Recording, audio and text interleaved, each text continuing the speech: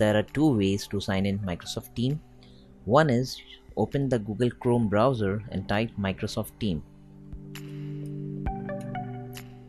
Then you will find a link, chat meetings calling. You have to click on this.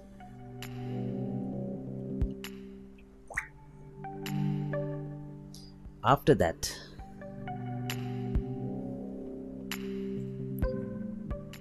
click on switch to International English. Then I have to click on sign in.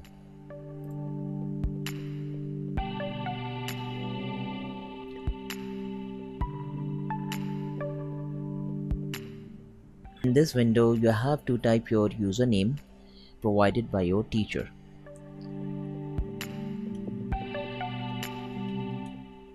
Then you have to press next. Over here, you have to input your password provided by your teacher. Then you have to click sign in. Afterward, the window is going to ask you to change your password. So over here, you have to input the password provided by your teacher.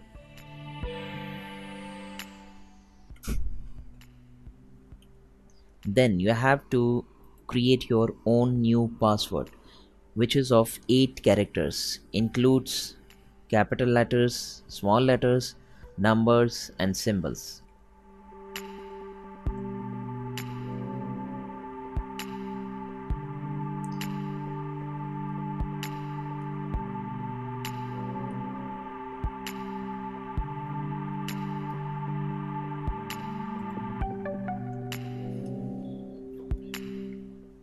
After that, you have to click on sign in.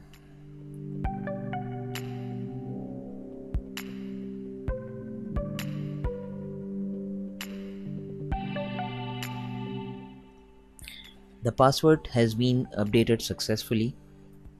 You have to okay, if you want to remember your password, you can click on this. Don't show it again. Do this to reduce the number of times you are asked to sign in. So if you want to remember your password, you are going to click yes, either no. So I'm going to click yes over here.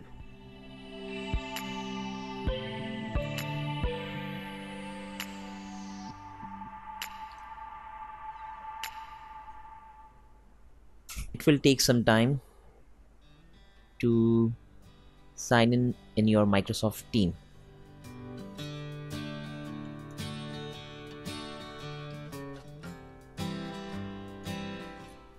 Okay, once it access your username and password, it shows you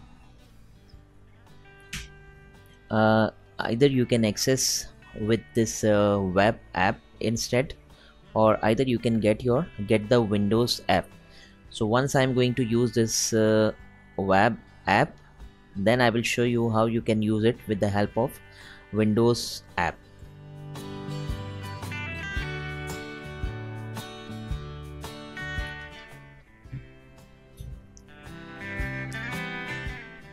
Okay, now you have successfully signed in your Microsoft Teams. Now second way is to use your Microsoft Teams app, which I have already downloaded in my system. Click on that.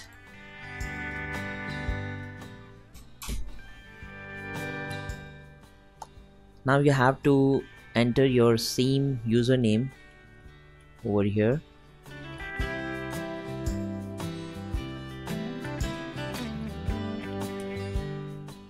And then you have to press sign in.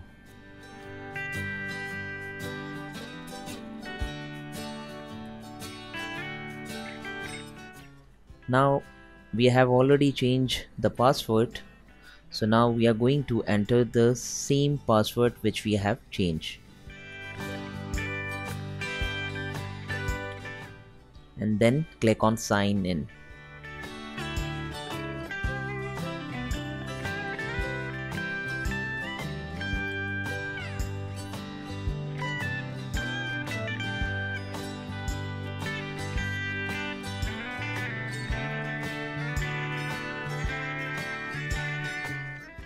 Okay, now this is the interface of Microsoft Teams.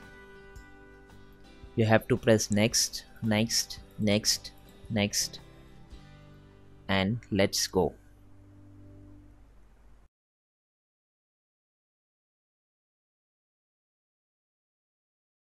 Once you have opened and logged into your Office 365 account, open the Microsoft Teams application from the web browser or the desktop version. For the purpose of this guide, I'll be showing you the desktop version of Teams, but the web browser version is almost identical. Once you're on the Teams tab, you'll notice there is a Join or Create a Team button on the top right of the screen. Clicking on this will display two options. One to create a new team, which you will then be the owner of, and the other option is to join a team or class someone else has already made for you using a class code. In this case, we are going to create a new class team, and so click on the Create Team button.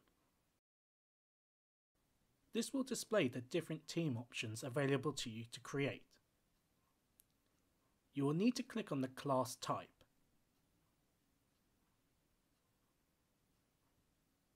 You will now need to give your class a name, and if you want, a description for the class team. Once you are ready, click Next. How do you add students to the class team? The next window that pops up will ask you to add in students and other teachers. To add specific students, click on the Students tab and start typing the name of the first student you want to add. You should then see the available students account matching the name you typed. Select the correct name and then click Add. Repeat this process for all the students you would like to add. Alternatively, you don't have to add the students in at this stage, and instead you can skip this step. You can later add the students or produce a join code which students can input.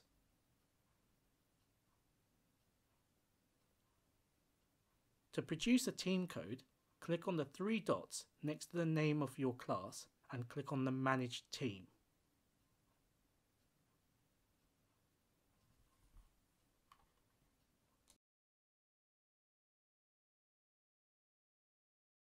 Now select the Settings tab and you will see that this displays various settings that you can customize for your class team, including setting permissions for your students about what they can access. From the Settings tab, select Team Code from the list. You are then prompted to click the Generate button to produce a team code for your students to join the class team. Top tip: I recommend skipping adding students to the class team until you have set up all other elements of the class team. Otherwise, students may access the class team features before you have finished setting it up.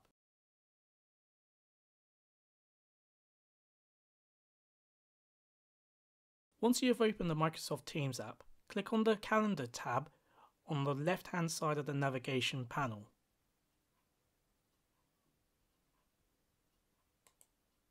This will display all your entries in your Outlook and Microsoft Teams calendar so far. To schedule a meeting in advance of your lesson, click on the down arrow next to the New Meeting button at the top of the screen and select Schedule Meeting.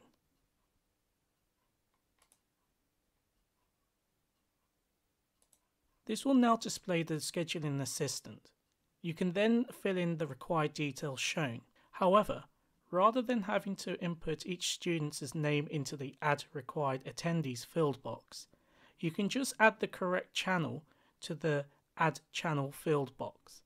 This means that a post will be displayed in your Class Teams Post tab to notify the students you have set up a meeting.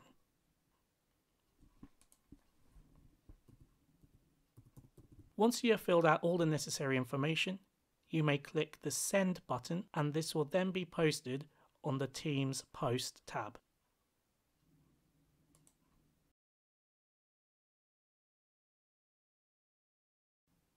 To stop others from outside of your school or students taking over the controls of the meeting, you must do the following. Once you have scheduled the meeting, click on the meeting you have created from the Posts tab. This will open the Scheduling Assistant again, but this time you will notice there is an option at the top of the screen called Meeting Options. Click on this. This will open your web browser and display the meeting options. From here you can select who can bypass the lobby, and I would recommend selecting people in my organisation. To prevent students from taking control of the meeting, select Only Me in the Who Can Present option and then click Save.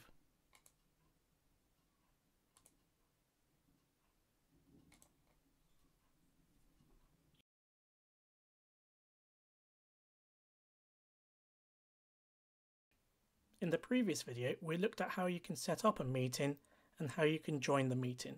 Remember, if you have invited someone from outside of the organisation's directory, for example a healthcare professional from another country, to join the meeting, they will need to use the email invite link to join that was sent to them when you scheduled the meeting. Using this email link will mean that they will be able to join the meeting via the web browser version of Microsoft Teams, and so they don't need to download any applications or have a Microsoft account. For everyone within your organisation, they can go to their calendar and click on the meeting, or the second option is to click on the Teams tab on the left-hand navigation panel and click on their team. Within the General tab, they will see the meeting notice and they can click on this.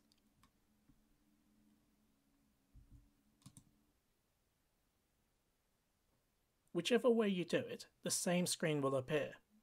You can click Join to enter the meeting.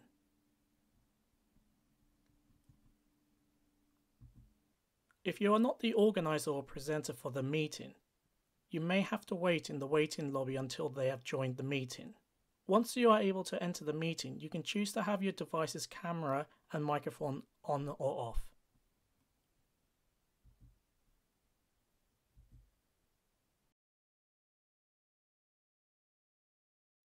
Once you have joined the meeting, you may get a pop-up message saying that there are people waiting in the waiting lobby.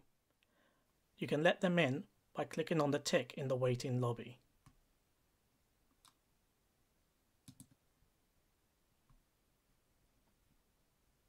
Since I only have one person in this demo meeting, I can only see one screen on my screen. However, if you have multiple people on the screen, you will see multiple windows with lots of faces if they switched on their camera. By moving the cursor or clicking on the screen, an options panel appears near the bottom of the screen. Depending on the role that you have in the meeting, the options may differ. I'm currently the organizer and presenter of this meeting. This means I have a few more options available, such as sharing my screen or to mute all participants within the meeting. To mute all participants in the meeting, click on the Show Participants option on the bottom panel.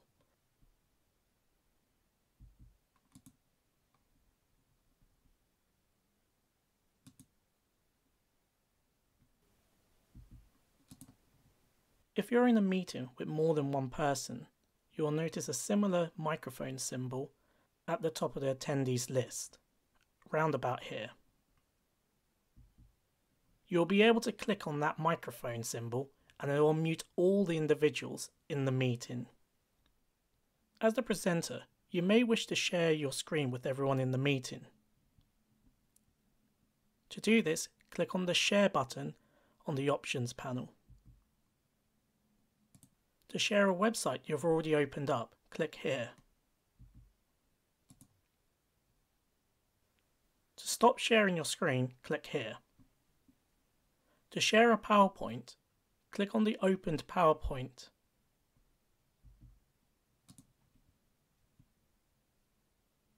You can now go through your PowerPoint, delivering the content. Attendees will be able to see and hear what you are saying.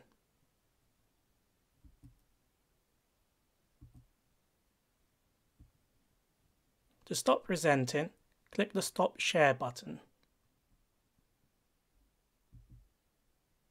A useful feature is the chat window in the meeting. If microphones have been muted, you may wish to ask participants to post questions or comments on the meeting chat. This will help you as the presenter to address anything that is being raised.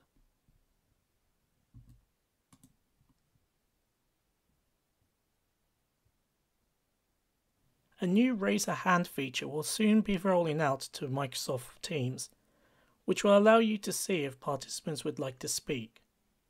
This will be useful if you have muted all participants' microphones. You as the presenter can then unmute that person's microphone so that they can be heard.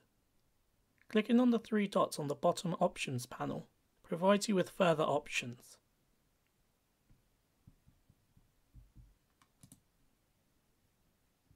As the presenter, you can choose to record the meeting by clicking on the Start Recording.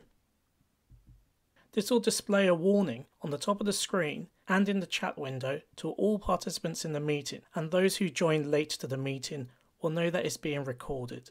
This is a very useful feature as it allows you to share the recording of the meeting if anyone was absent. To stop the recording, click on the three dots again and click Stop Recording. You will then need to confirm the action by clicking on the confirmation window. The recording will then start to be saved into Microsoft Streams, and it can then be posted on your team's general channel for everyone to review again after the meeting. To end the meeting, click on the three dots again and click End Meeting.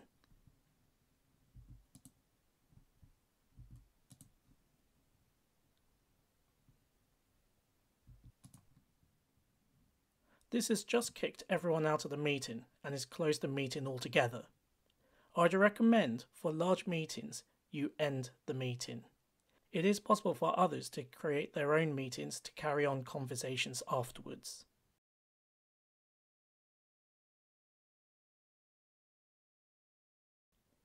A class notebook is a digital folder which can contain a range of resources for each student in a class.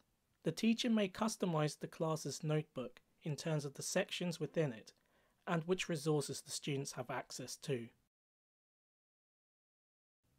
Open Microsoft Teams and select the class you would like to set up the class notebook for. On the General channel, select the Class Notebook tab.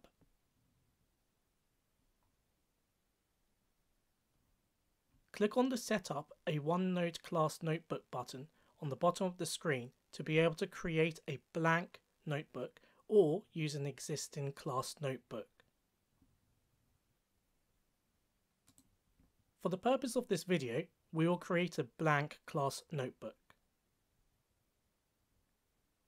This screen will outline what each class notebook will contain in each of the pre-made sections.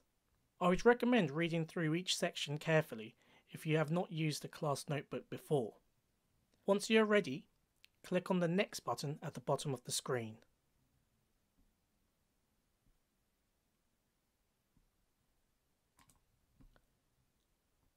This page will allow you to choose the sections each student's digital folder will contain.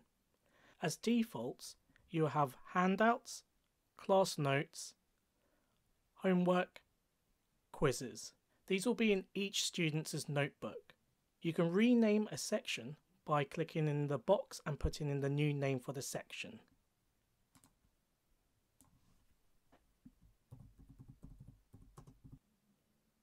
If you like, you can add a new section to the folder by clicking on the Add Section button at the bottom of the screen.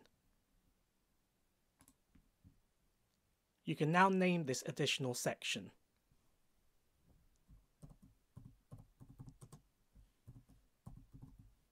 Please note, you can always add more sections in the future, so you don't need to add all of them in right now. I would recommend only including what you need to use immediately with your class. Once you are done, click on the Create button at the bottom of the screen and a digital notebook will be created for each student in the class. Now that your class notebook is set up, you can start customizing it for your students' needs.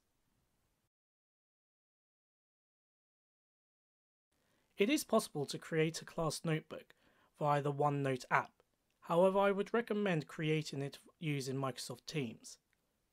The reason for this is if you have a scenario when a student is added into your class late, if your IT admin staff have linked the Microsoft Teams classes with your MIS systems such as Sims, the new student will be added to the Microsoft class Teams, and then automatically a OneNote class notebook will be created for that student, thus saving you time and effort. The new student will have access to all the resources you have made available to the class, and they will be able to complete any new assignments you create from that point onwards. This is particularly helpful if you have subjects which are setted and your school regularly moves students between sets within the academic year.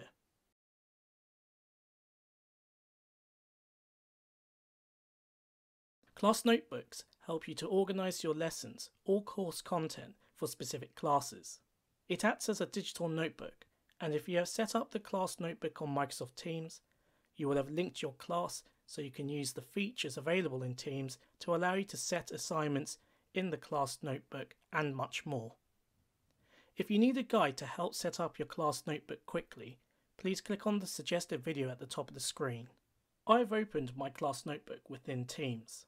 If the class notebook appears too small, you can click on the expand arrows at the top of the screen. You will see that the class notebook has expanded, so you can see more of the notebook whilst you work within Teams. There are two more options for viewing your class notebook. You can open it in a web browser version, or you can open the desktop app. Both of these options can be found here.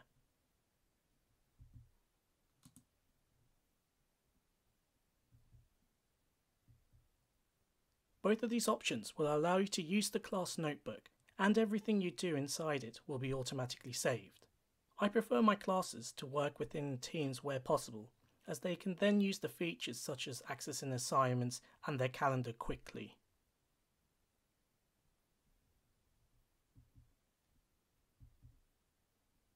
When you open your class notebook, you will land on the Welcome page within the Welcome section. To see where these are, click on the right pointing arrow at the top of the screen.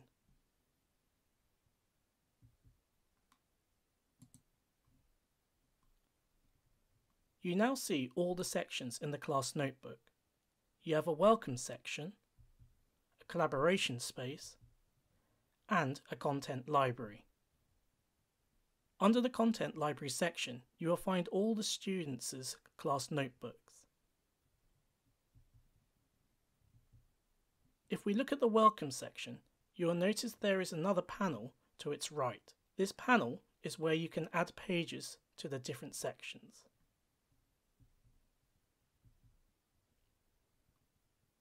Let's add a page in, which will display my contact information for the students.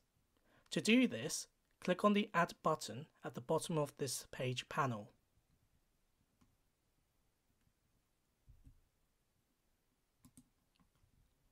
This will add a new page into the Welcome section. You can give the page a title if you click here. I can now add in the information to the page.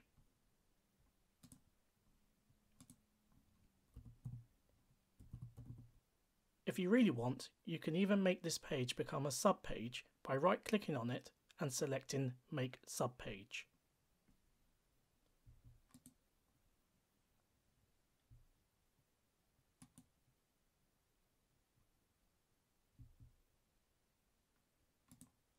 Since all of my students will see the Welcome section and its pages and subpages, they can access these pages at any time.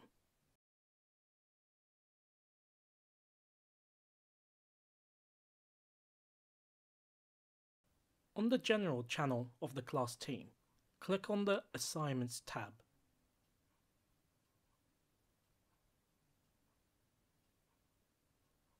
Now click on the Create button to show you the options available to make your assignment.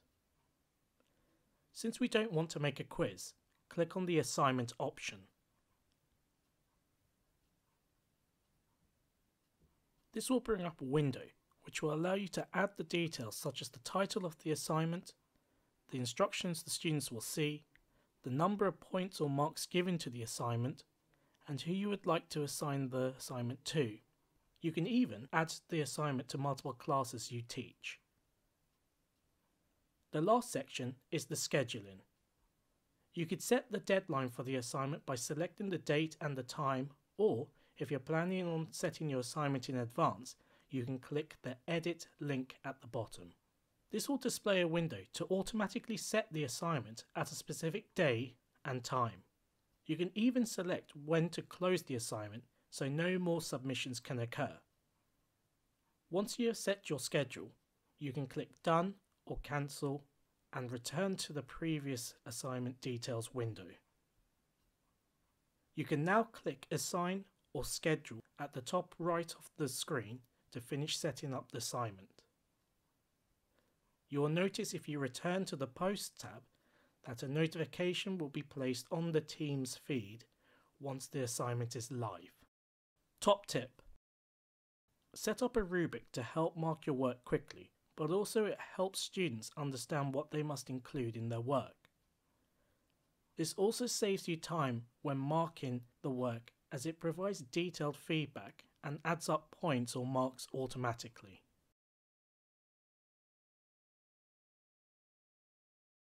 Setting assignments via Teams allows you to quickly assign worksheets or quizzes for students to complete in or out of the lesson. There is also no excuse for students to say they forgot homework was set, as every time an assignment is set, it will appear in the calendar and in the Posts tab.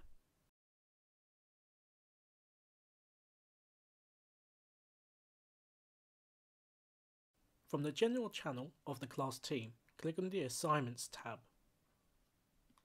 If you have set an assignment, it will appear under the Assigned drop-down menu. Select the assignment you wish to grade. Once the assignment has opened, you will notice the status of each student's work. If they have not viewed the assignment, it will read Not Handed In.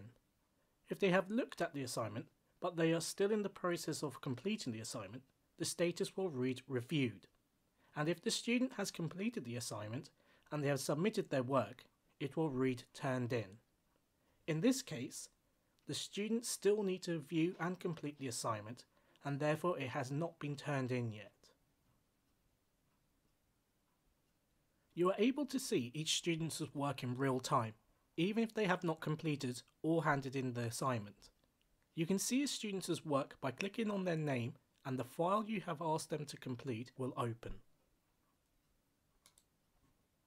This will now open the student's work within Teams. If you wish, you could open this file in the desktop version by clicking on the Open in Desktop app, and any edits the student or you make will appear in Teams. Whichever option you choose, you will be able to see any edits they make live. The student will be notified that you are viewing their work live too. This is a powerful feature of Word and Teams, as it allows you to provide constructive feedback or guidance before they complete their assignment. To enable comments, click on the pen icon at the top and select Reviewing.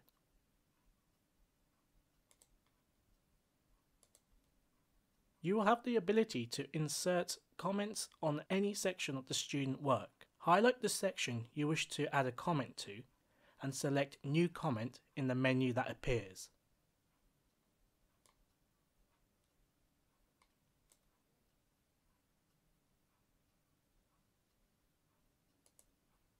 This has now highlighted the section, and you can write your comment in the box that has appeared.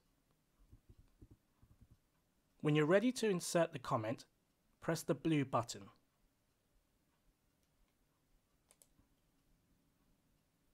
Once you have commented on the student work, you can write any overall feedback you wish and click on the return button to push the assignment back to the students so that they can review your feedback.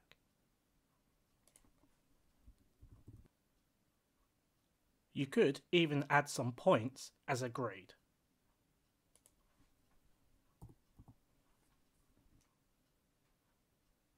To review the next student's work, click on the right arrow next to the box with the students' names.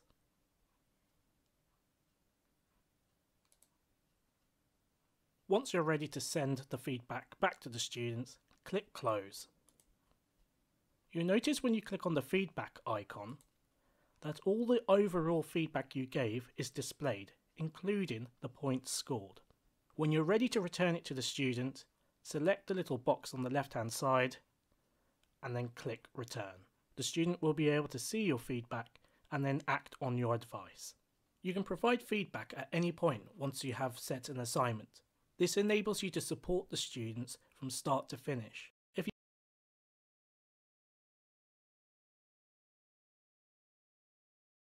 You can go to Microsoft Forms from anywhere in Office 365 by clicking on the App Launcher button at the top here. And if you don't see it listed in the first set of apps, you can go to the All Apps button and go to Forms from there. When you land on the Forms page, you're going to see your forms and you'll see a tile that says New Quiz. So if you click on that, it will take you through to the New Quiz editing page. The first thing it wants you to do is title the quiz. So I'm going to call this Magna Carta Quiz. Just going to do a real simple quiz with a couple of questions. You can add a description here if you want to put more information in there. And then to add your first question, you just add the plus button here. Now you've got a choice of the style of question. So I'm going to go for a choice option here. And my first question is, when was the Magna Carta signed? And then I'm going to do an option of 1215, 1315, and I add another option here of 1415. Now we want to be able to mark which answer is correct, and you do that by coming up to the correct answer and choosing this little tick icon here. Once you've done that, it marks it as the correct answer. Now what you can also do is add a comment for the other questions. So for these other two, I'm just going to say, I'm going to delete this and say 1215 was the correct answer. So if they choose that, they're going to see which one was correct, and I'm going to do the same for this one as well. Let's delete that. There you go. You notice you can have multiple answers here if you want. Obviously there's only one answer that's going to be correct here, and you can choose whether this is required or not to make it a mandatory question. So my next question is going to be another choice question. So I'm going to hit choice and ask, which English king signed the Magna Carta? Now my options are going to be Henry III, Henry II, or add another option, John. John is the correct answer, so I'm going to mark that. And then for these two guys, I'm going to say the correct answer is King John. And then I'm just going to copy that up here. Alright, so I'm happy with that. And now I can preview by clicking on the preview button, and you can see I've got my two questions. So first question, when was the Magna Carta signed? So if I choose 1415 for that answer, and I'm going to choose Henry II for the question, which English king signed the Magna Carta. When I hit submit, it's going to take me to the thank you page, and I can actually view the results from here. So let's scroll down. So now we see, I got this first question wrong. It was actually 1215. You can see the little tick there, and you can see it gives me my little note here to show me which was the right answer. And then second, which English king signed the Magna Carta? John was the correct answer, and I chose Henry II. You can see what this looks like on the computer. You can also switch to mobile mode, which will show you how it looks on the mobile. And you can also see how many points you got. You see I scored 0 on this try. It's working pretty well though, even though I got a terrible mark. So I can go back and I can now choose a theme. You notice you can choose solid colours here. You can choose other background colours. And you can also upload your own colours. So for example, if you wanted to have an historic background, let's search for Magna Carta here. So here's an actual copy of the Magna Carta, if we just, or one of the versions of the Magna Carta. We can just add that there, and that will throw that into the background. So you can get an interesting background going on there to liven it up a bit. Now the final thing we can do here is share it. Obviously, for other people to fill out your form, you need to share it. Up here in the top right hand corner, you hit the share button. You've got the choice of sharing with people in your organization, so they're people that have had to log into your Office 365 tenant, or you can choose to share with anyone. So that's basically anyone with the link can access your form.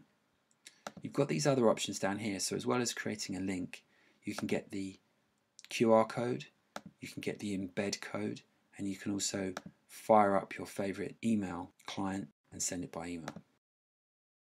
So I'm just going to get the link for now. I'm going to copy that link, and then I'm going to switch browsers to somebody else to test it out. So I've switched browsers now. I'm logged in as someone completely different, someone called Alex, and I'm going to paste in the URL that I just copied to see what it looks like. So this is my quiz. You can see, hi Alex. When you submit the form, the owner will be able to see your name and address. So when was the Magna Carta signed? I know that was 1215. And who signed the Magna Carta? Which English king? I know that was John. So when I'm ready, I can hit submit. And I can see my results. So I can see I got both of those questions right. So that looks pretty good. So if I go back now to my editing page on the other browser, you can see now I'm logged in as myself. I've now got 2 responses to my quiz. So when I press on the responses tab, you'll see I've got 2 responses, and if I go to review the answer, I can see how my quiz was responded to. So first of all, this is my first try, my test. And you can see that I got both questions wrong. Now if I use this little arrow icon here, I can click through and I can see how Alex took the test and that he got both questions right. He scored 100% there, very good. And you can see I can also switch to the questions tab, which shows me how the questions have been answered. So you can see I've got which responses I got to which questions. So question 1, I've got 2 responses, 2 different ones. One was 1215, one was 1415. And then I can go and see how question 2 was responded to. I can also get some graphical information about how the questions were answered. So you can see for the 3 options there were on each question, 2 of them have 1 response, and that's illustrated in this graph over here. So in this video we looked at how to create a quiz using Microsoft Forms.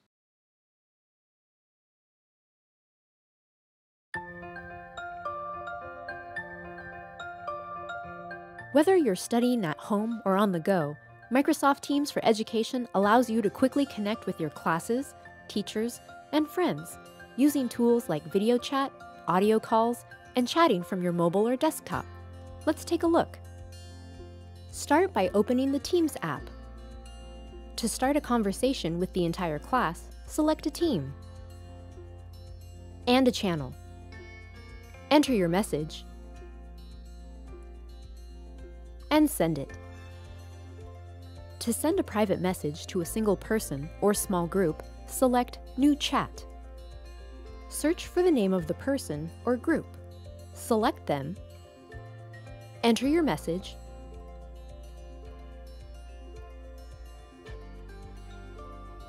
and send. When you receive a message, it arrives organized by date, and if it's important, you can pin it to the top of your chat list. To view a chat, select it. To reply, enter your message, then select Send. If you want to get someone's attention in a channel post, @mention them and choose them. When you're done with your message, select Send. To get the attention of the whole class, use @ and the name of your class. Choose your class, write your message, and send it. To connect on video or audio, select Chat. Search for the person you want to talk to. Select them. Then choose the video icon for a video chat or the call icon for a phone call. If your school has enabled it, you can also connect on the Calls tab from the Make a Call or Speed Dial sections. The Calls tab also allows you to view your call history, as well as your voicemail. Don't forget to express yourself by adding emoji, GIFs, memes, or stickers. And if someone calls you, answer it. With Microsoft Teams, you don't have to wait to ask questions, share, or just say hi.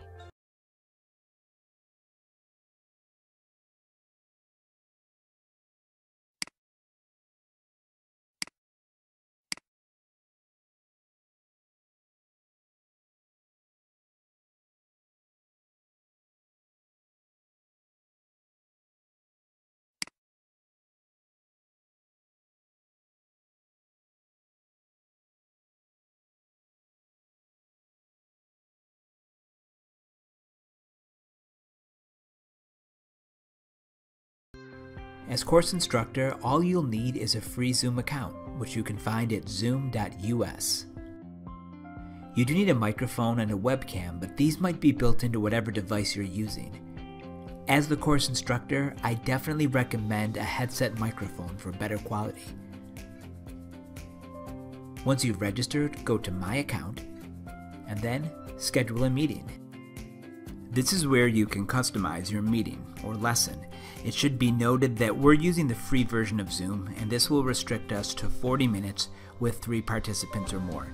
If you're looking for more time, you may have to upgrade, or the other option is just start the lesson multiple times. But you can start by entering the information for your meeting. If you like, you can set a password. You may also want to mute participants upon entry. This is a good feature for a large group. As host, you'll want to share this link with students, either through email or through a location like a learning management system. Students will be able to join our meeting from any phone or mobile device as well. Just make sure they've downloaded the Zoom app. Now as teacher, to begin my lesson, all I have to do is select Start Meeting. The meeting should automatically begin. Choose Join with Computer Audio. By clicking Manage Participants, it will show me everyone who is currently in this meeting. Right now I just have one student. You'll notice that I have the microphone and the video turned off. This is so I can deliver my lesson. At the bottom of this window I'll have other options as well. Right now I'm allowing participants to unmute themselves. This might be something that I want to turn off so I don't get interrupted. I also have this set to mute participants upon entry. That way when new members join my meeting, I won't hear the noise from their microphone. And if I am in a situation where I need everyone to be muted, there is the Mute All button. This will disable the microphone for everyone in the group. If I want to take questions, I can either manually unmute each student, or I can select Mute All. You might also notice the chat menu on the side. By turning this on, this can be a good way to chat either to everyone or just to send a message to individual students. As teacher, if I want to bring up a PowerPoint presentation or to share my screen, I can go to the bottom where it says Share Screen, choose the screen that I want, and my screen will be shared. After sharing your screen, you'll notice the controls at the top. To stop, just select Stop Share. Once your lesson is finished, all you have to do is close the Zoom window and choose End Meeting for All.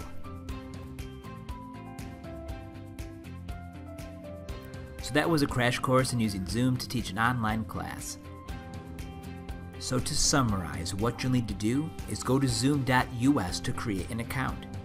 Schedule a meeting. Share the link to that meeting with participants, and use some of the tools that we discussed to hold your online class.